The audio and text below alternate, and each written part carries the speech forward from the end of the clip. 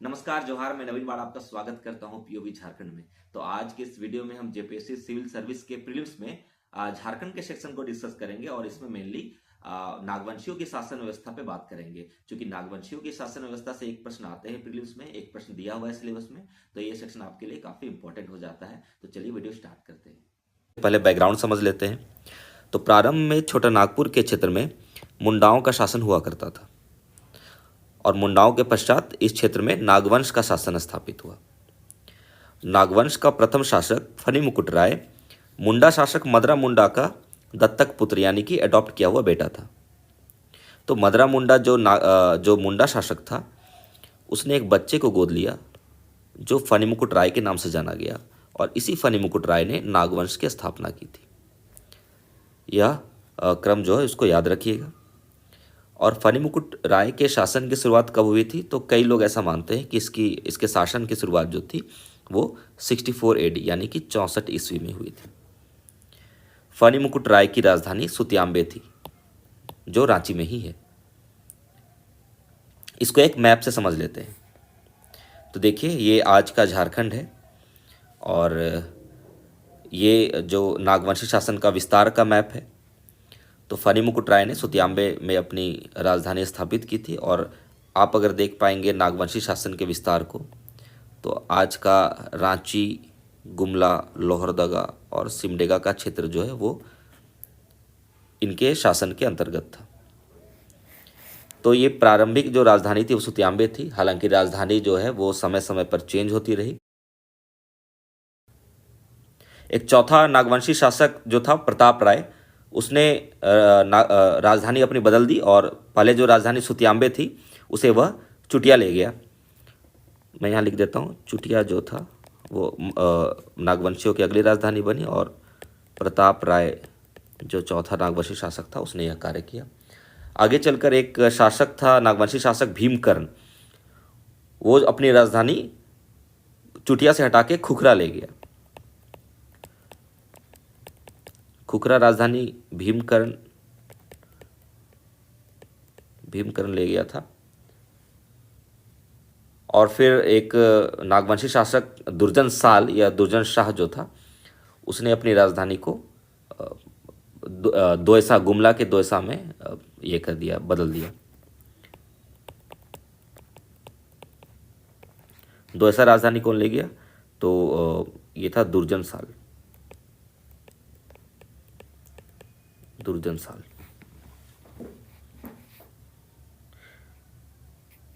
तो इस तरह नागवंशियों की राजधानी हमेशा एक नहीं थी, वो समय समय पर बदलती रही थी। अब देखिए नागवंशी लोगों ने मुंडाओं की पढ़ा पंचायत जो थी उसको एक प्रशासनिक इकाई के रूप में स्वीकार किया था जो यहाँ पे पारंपरिक रूप से चलती आ रही थी।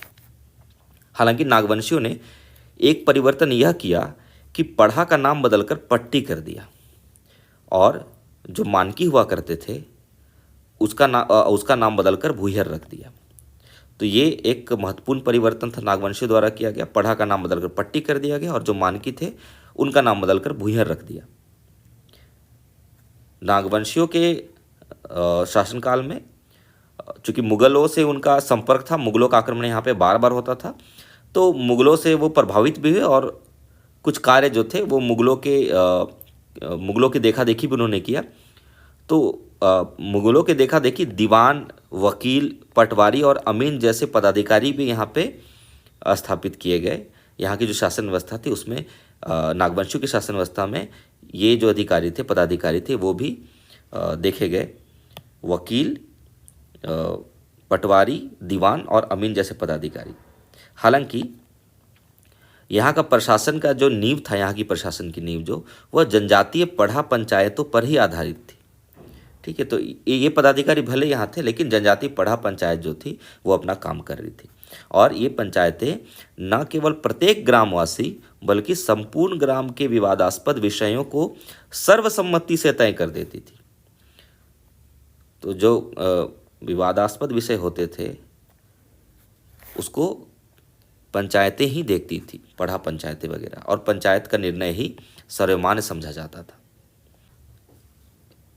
इस क्षेत्र में जैसे जैसे जागीरदारों और जमींदारों का उत्थान हुआ वैसे वैसे उनका महत्व अत्यधिक बढ़ता गया और सामान्यतः पंचायतों के निर्णय या जमींदारी के निर्णय भी पंचायतों के निर्णय समझे जाने लगे।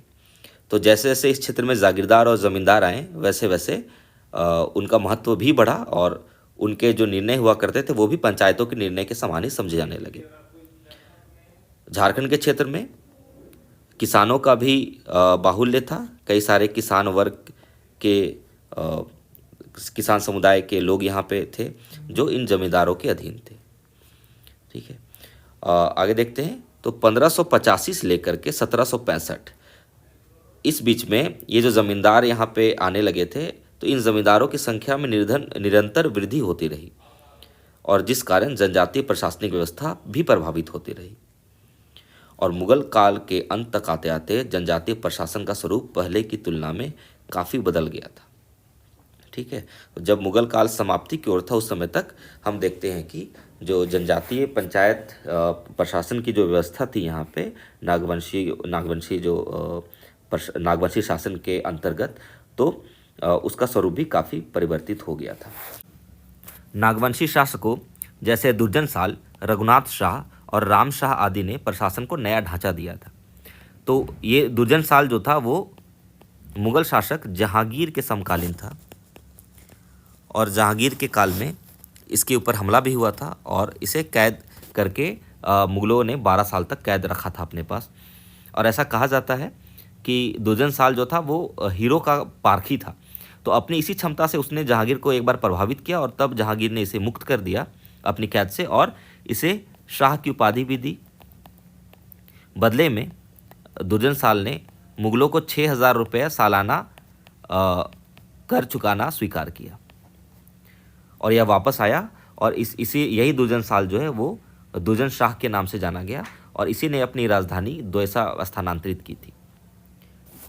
रघुनाथ शाह जो था वो मुगल शासक शाहजहां का समकालीन था और राम शाह मुगल शासक औरंगजेब का समकालीन था।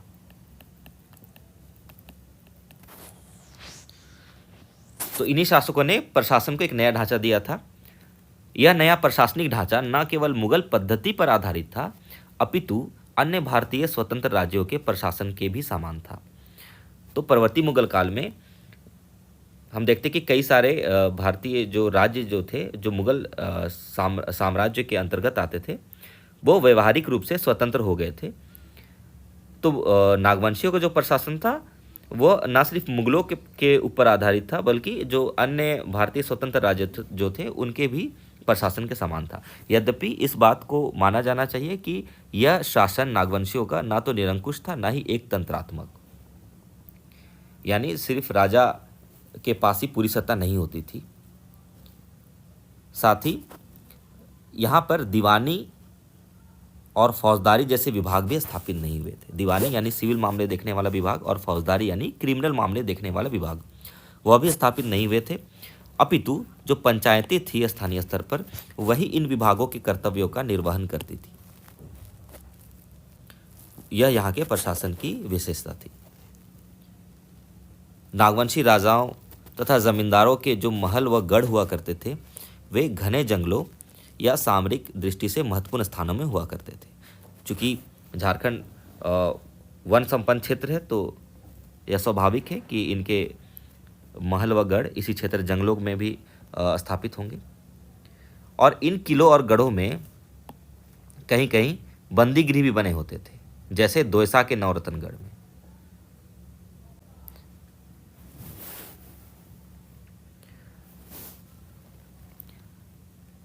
नागवंशी राजाओं और जमींदारों के पास निजी सेनाएं भी हुआ करती थी जिसमें वे अपनी जाति के लोग या तो स्थानीय जातियों के सैनिकों की भर्ती करते थे और उन सैनिकों की व्यवस्था और भरण पोषण भी देखते थे।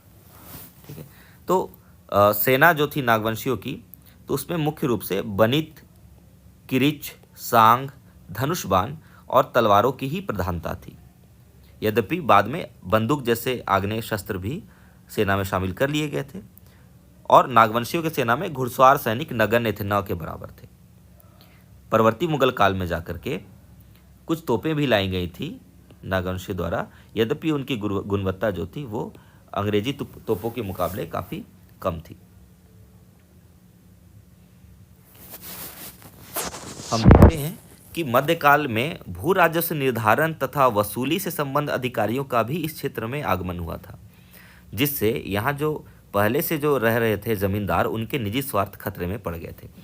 तो चूंकि जमींदार थे वो ग्रामीण जो कृषक जनसंख्या थी उनसे काफ़ी गहरे से जुड़े होते थे, तो जो बाहर से आए थे भू राजस्व निर्धारण करने और वसूली करने से संबंधित पदाधिकारी, तो उनके कारण ज़मींदारों का हित वो खतरे में पड़ गया था।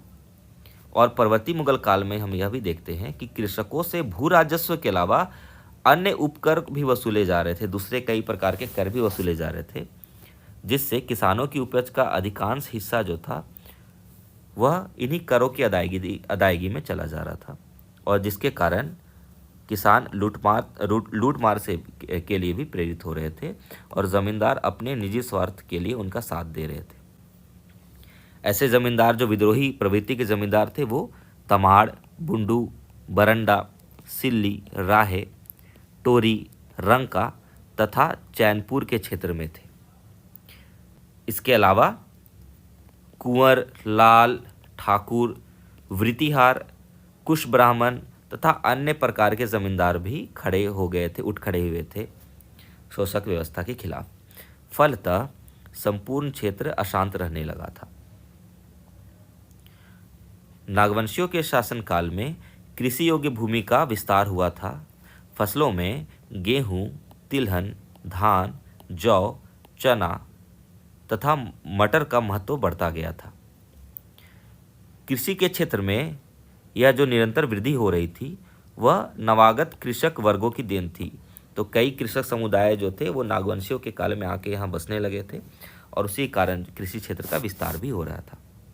हालांकि जो बीच बीच में राजनीतिक अराजकता का जो माहौल बन गया था, चूँकि मुगलों के आक्रमण यहाँ पे हुआ करते थे और यहाँ पे जो अधिक राजस्व वसूली के खिलाफ भी जो विद्रोह हो रहे थे, उसके कारण से कृषि व गैर कृषि उत्पादन पर आधारित घरेलू उद्योगों जैसे तेल पिराई, डलिया व रस्सी निर्माण, सूत बनाने का कार्य व वस्त्र की बुनाई जैसे उद्योग जो थे घरेलू स्तर पर, वो भी नकारात्मक रूप से प्रभावित हुए थे।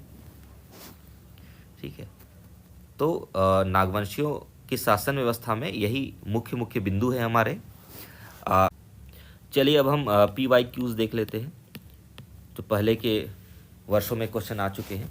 तो 2024 में जो PT हुआ था उसमें ये प्रश्न आया था कि नागवंशी शासन व्यवस्था के बारे में कौन सा कथन सही नहीं है। इस बात पे गौर करिएगा, ठीक है, कि कौन सा कथन सही है, कौन सा कथन सही नहीं है। इस तरह के जो सेंटेंस थे उसको गौर करिएगा। तो देखिए 4 सेंटेंस दिए हुए हैं और हमें बताना है कि कौन सा कथन गलत है इसमें, यानी सही नहीं है। तो पहला है कि नागवंशियों ने परहा पंचायत को एक प्रशासनिक इकाई के रूप में स्वीकार किया था।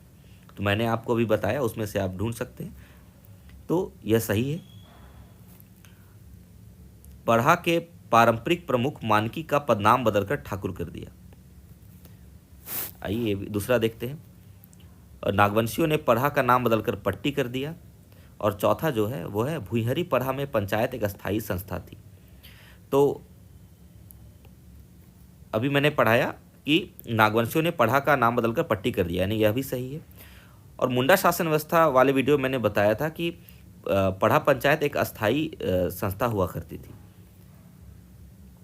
तो ये 3 जो है हमारे सही है बिंदु। और मानकी का नाम बदलकर ठाकुर कर दिया, यह गलत है, क्योंकि मानकी का नाम बदलकर भुईहर रखा था उन्होंने। तो ये जो है हमारा 20 का सही आंसर होगा, क्योंकि यह जो सेंटेंस है वो गलत है। 2021 में जो क्वेश्चन पूछा गया था उसे देखते हैं। तो उस शासक का नाम बताइए जिसने नागवंशी राज्य की राजधानी सुतियांबे से चुटिया स्थानांतरित की। तो मैंने आपको भी पढ़ाया कि वह प्रताप राय था। फनी मुकुट राय ने सुतियांबे बनाया था अपनी राजधानी और प्रताप राय ने उसे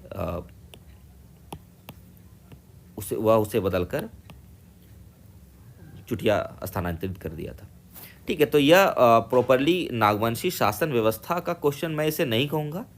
ये नागवंशियों से जुड़ा क्वेश्चन जरूर है, परंतु जब ये मुख्य रूप से जब झारखंड का इतिहास पढ़ेंगे तो झारखंड के इतिहास पढ़ने के क्रम में ये सब जानकारी मिलती है। तो नागवंशी शासन से डायरेक्टली ये नहीं जुड़ा है, लेकिन फिर भी जेपीएससी ने पूछा है नागवंशियों से जुड़ा यह क्वेश्चन, तो मैंने आपको दिखा दिया। ये देखिए, नागवंशी शासन व्यवस्था में प्रशासन का प्रमुख कौन था? तो राजा ही हुआ करता था सबसे प्रमुख वहाँ पे। ये 2017 में पूछा गया है क्वेश्चन। तो जो शासन का जो प्रमुख हुआ करता था वो राजा हुआ करता था।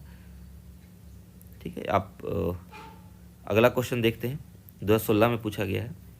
तो नागवंशी शासक दुर्जन साल 1628 में मुगल सम्राट जहांगीर को वार्षिक कर देना स्वीकार किया था, और इस कर की राशि क्या थी? तो अभी मैंने बताया इस कर की राशि 6,000 रुपया थी। ठीक है, सालाना। यह भी क्वेश्चन डायरेक्टली नहीं जुड़ा हुआ है प्रशासन से, लेकिन झारखंड के इतिहास के क्रम में जब नागवंशियों का इतिहास पढ़ा जाता है तो ये सारे फैक्ट सामने आते हैं। तो बहुत सारे टॉपिक्स जो हैं वो इंटरलिंक्ड है। प्रशासन जो है वो नागवंशियों के इतिहास से भी जुड़ा है, नो डाउट। तो इसे यहाँ देखा जा सकता है। तो यही सारे क्वेश्चन थे, और मैं उम्मीद करता हूँ कि मेरे वीडियो को देख करके आप इन सारे क्वेश्चन को सॉल्व खुद से भी कर पाते। एक आपको जानकारी देता हूँ कि मैंने टेलीग्राम चैनल हमारा बन चुका है, हमारे पीओवी झारखंड का, और आप इस चैनल को ज्वाइन कर सकते हैं। मैं इस वीडियो के आखिर में वीडियो के डिस्क्रिप्शन में इस टेलीग्राम चैनल का लिंक को डाल दूंगा। मैंने कम्युनिटी पोस्ट भी करा था, तो अगर आप वहाँ से भी चाहे तो जो QR कोड है उसको स्कैन करके हमारे चैनल को ज्वाइन कर सकते हैं। तो इसके ये जो नोट्स हैं जो मैं स्क्रीन पे शेयर करके आपसे अभी पढ़ा रहा हूँ, तो इसको मैं वही शेयर कर दूंगा।